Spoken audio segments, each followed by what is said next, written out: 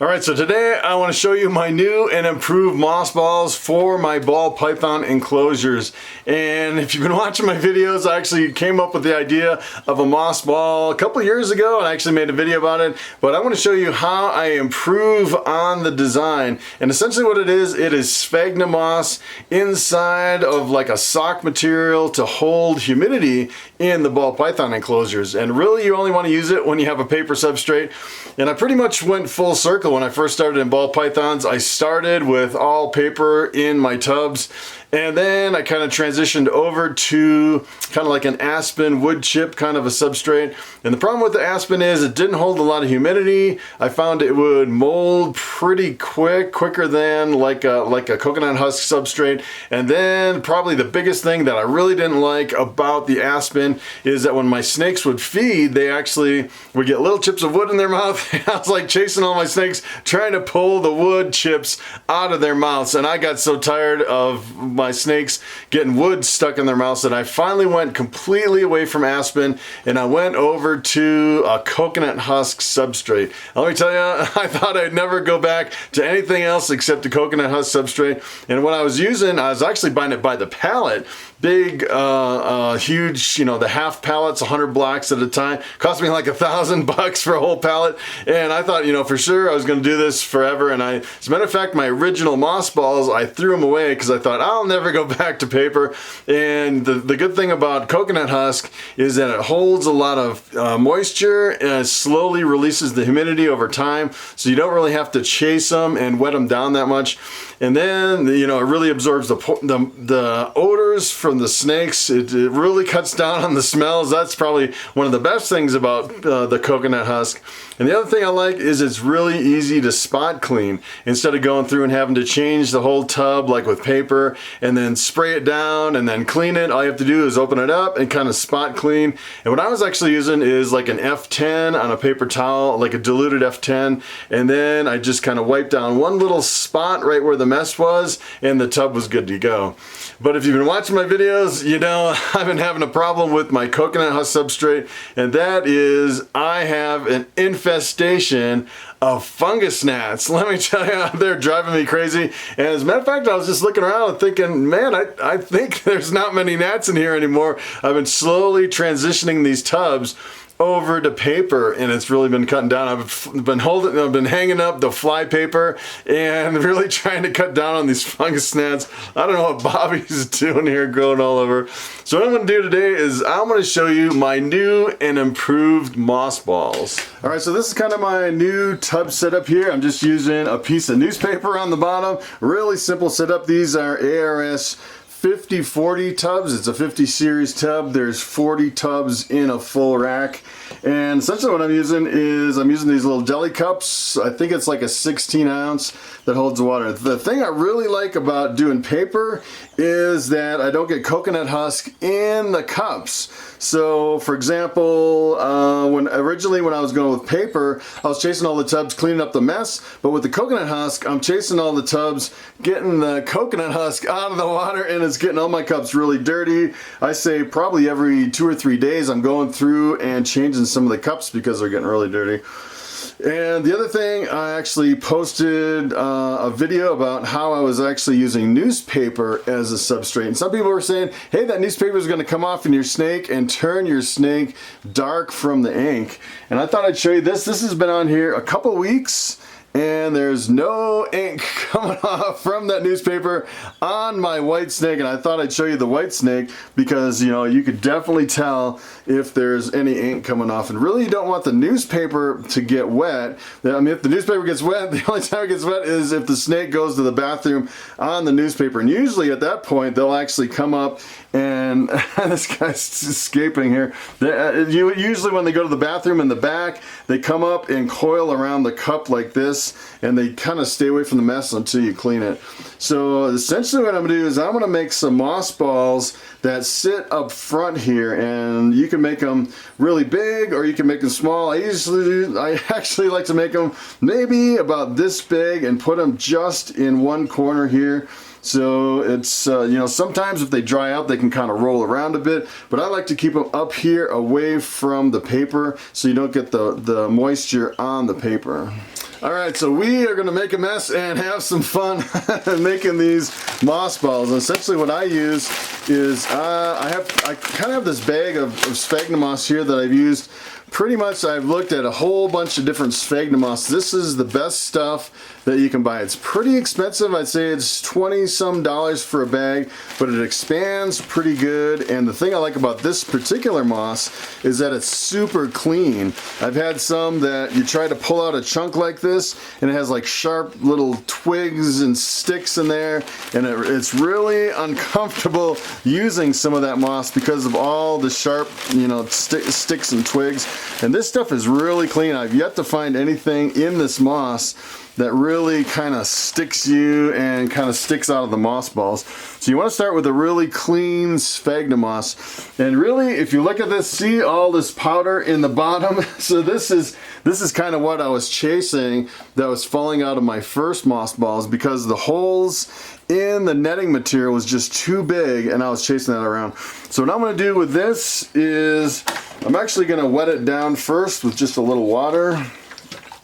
And I kind of just use one of these tubs kind of as a moss bath to kind of give my moss a bath and really soak it down really good. And it's amazing how much water this moss will hold. So you want to hydrate it really well. And while this is actually hydrating here, I think I'm going to add just a little more water. This holds a lot of water. I can't believe how much water this actually sucks up. So that is, while that is soaking, what I'm going to do is I'm going to show you this. So this is my new kind of a thing that I've actually never used these before. I think they'll work good. I bought them on Amazon. These are actually disposable socks that like stores would use in the shoe department for trying on shoes. And these are super, super cheap. These are actually knee highs and they're like 30 cents a sock. And I thought, hey, it's kind of like a nylon material, and I think it'll work really good. It's kind of interesting. Hopefully it won't tear very easy. This is the first time I've ever actually seen these. They seem like they're pretty tough, and I like that the webbing in here is so small that it shouldn't let any of the dust through when this actually dries out. So what I'm going to do is I want to make one of these moss balls. It's essentially, you just pick up as much moss as big as you want the ball. I squeeze out the water and then I'll put it right in the sock or the netting material or whatever you use, just like that. And then what I'm going to do is I'm just going to tie it off. And you can make big ones, you can make small ones. With this, it looks like you can make really super big ones. As a matter of fact, I'm thinking, these are so long, I could probably make 2 moss balls per, maybe multiple moss balls per sock, which is kind of cool. So what I want to do is I want to make one a little bit bigger this time. And see if I can do another moss ball on top of this one. See if this actually works. I think it should. I don't know if I can make a third one out of here. So essentially what you want to do is you want to tie a knot as close as you can to the moss ball, and then you want to tie another knot. So essentially what the other knot is, it's the end of one and the beginning of the other, and essentially you cut it right in between the 2 moss balls. I'm thinking this I might actually do 3 moss balls out of this. These are pretty big balls too, so we'll see how this comes out. And I'd say probably for this size of a tub, I'd use at least 1, maybe 2 of these. It really depends on how many I have. I'd probably just use 1 per tub. And if you actually use multiple per tub, you can actually go longer between the time you actually get them wet. And what I'm going to do, hopefully these actually don't fray and come apart. I've never actually tried these, so it'll be interesting to see how this actually works. So that is the new and improved moss ball. And I was thinking you could probably make them a little bit looser. This This is actually pretty tight in here, but that's pretty much it. Those are my new moss balls. That's pretty awesome. All right, so I have my moss balls here, and essentially all you do is just pop one in the tub just like that. And I'm thinking I could probably make these a little bit bigger, maybe a little bit looser so they have a little bit more fluff to them. Or you can put them in like that. It's interesting because the other material that I used actually stretched a lot more. It wasn't as tight as this. These are super tight moss balls. It's pretty incredible. And really, I don't think it doesn't really bother the snake. Adds the humidity, and you just pretty much pop them in just like that. You can add multiple balls or just one. And what I do is I actually like to do them in my retics, and I'll take like a whole sock and I'll fill it with like half a bag of that moss, and I'll just pop it in with my retics. So I actually made another one, a big, really loose one, kind of a long one, and I want to put that in Sonny's enclosure here, and we'll see what Sonny is up to. He was really super infested with those fungus gnats. He seems really content on this newspaper.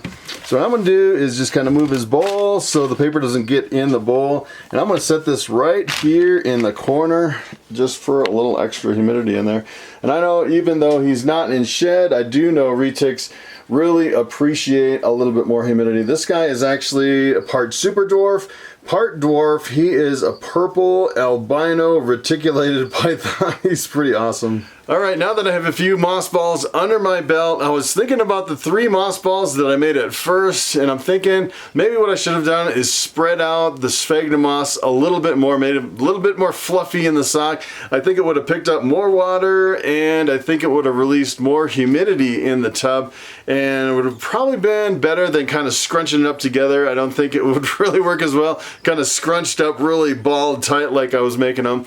Probably, I'm thinking maybe 2 like really fluffy moss balls per sock, maybe a little bit bigger in the tub, fluff it up. But other than that, it looks like they're doing good. It'd be interesting to see if I lose any of that sphagnum moss material when they dry out, or if the fungus gnats can actually breed on those moss balls, and I don't think they can. I was actually reading on the internet that the fungus gnats can actually breed in sphagnum moss if you have it in your house plants. But in this case, I think the nylon netting is so small that they won't be able to actually get in there to lay eggs and reproduce. At least that's what I'm hoping.